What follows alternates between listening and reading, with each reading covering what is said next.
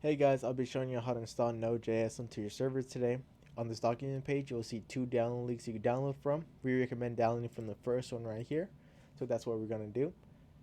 Right here, you'll see a Windows installer button. Click on it and the installer will download.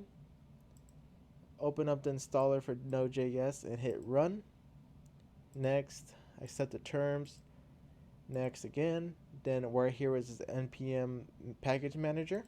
Go ahead and we'll be installed on local hard drive to make sure this is installed.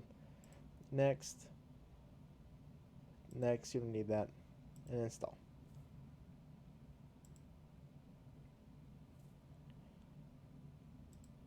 Okay, once it's done installing, go ahead and open command prompt. Then we're gonna verify if it's actually installed. So type in this, then it'll be this right here.